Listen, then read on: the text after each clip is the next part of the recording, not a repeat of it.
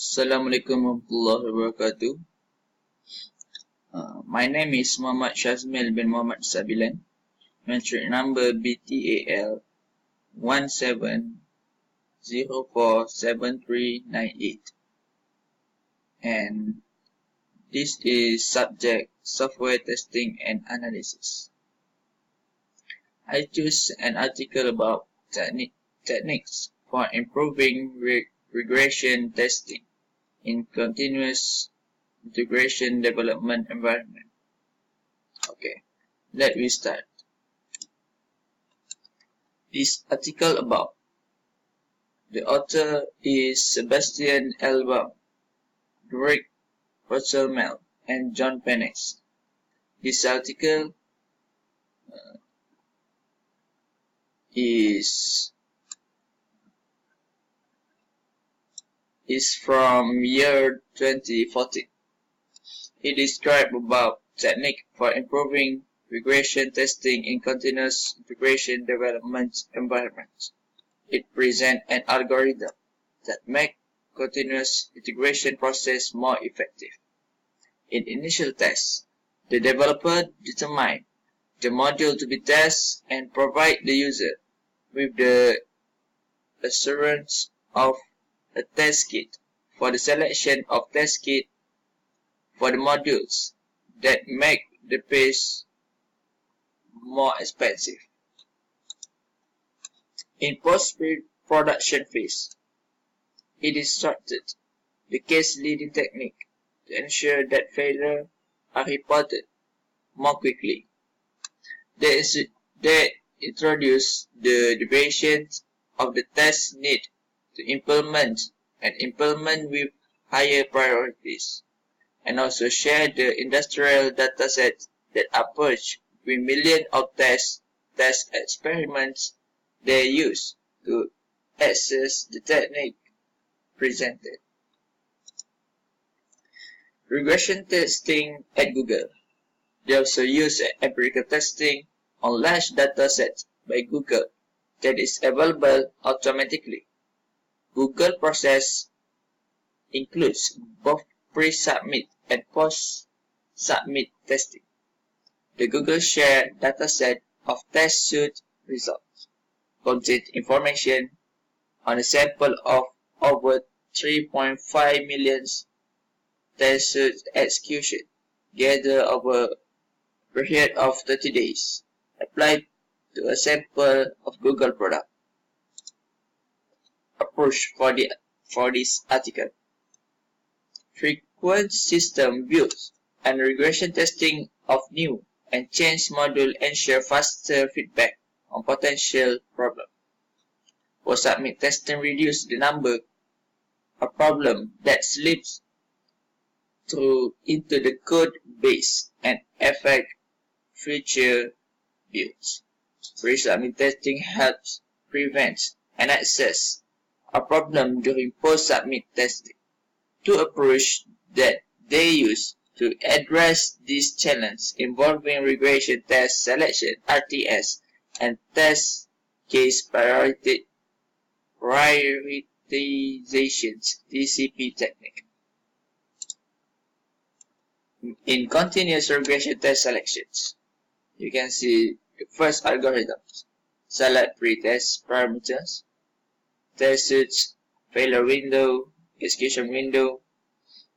Okay, let WF be a failure window and let V be an execution window. Let WE be an execution window. In practice, WF and WE can indicate length of time or number of test suits executed. In this work, we rely on the former. The figure describes WF and WE project over the dataset of test suits that have been executed in the past. Let T be the set of test suits for modules submitted by a developer or required by a developer at the point at which they are about to be considered.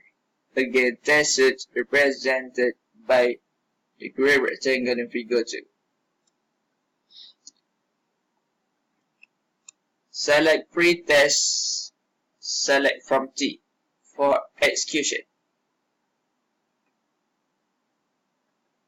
All test suites that have been observed to fail within window WF have not been executed within window WE and onion. Note that in the case of algorithm 1, failure and execution window for test suites are accessed relative to both prior pre-submit and prior post-submit testing result. Next, for algorithm 2, prioritize post-test. Algorithm 2 prioritize post-test performs the following actions. Prioritize post-test is triggers when prioritization window WP has been met and operates on the set of test suite that has been submitted for post-submit testing, denoted here by post-Q.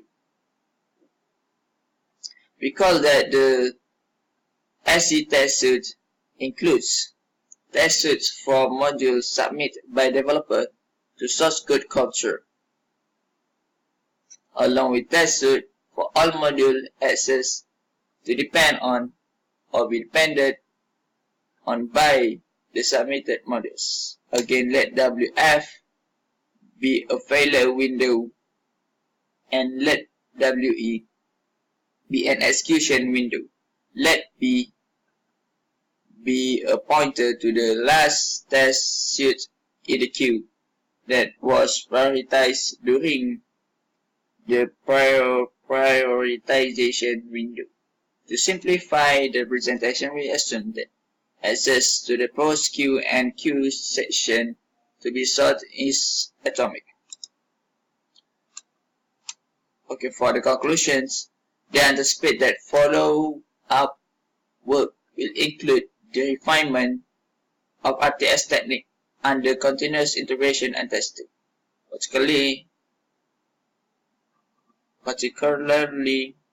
through the incorporations of other lightweight source of data. For example, they are exploring whether the transition from a pass to a failure during test suite executions may indicate a new breakage instead of ongoing broken modules, as this differentiation may trigger different follow-up process and toolsets.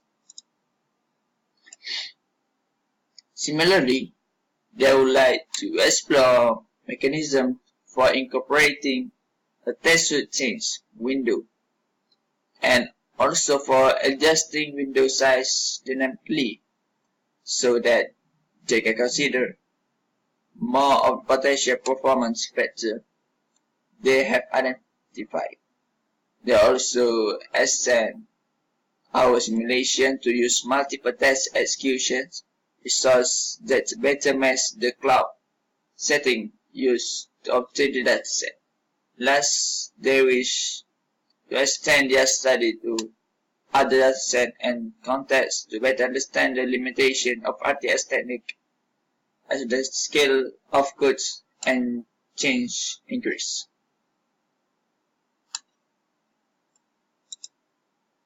Okay, that's all for today. Thank you.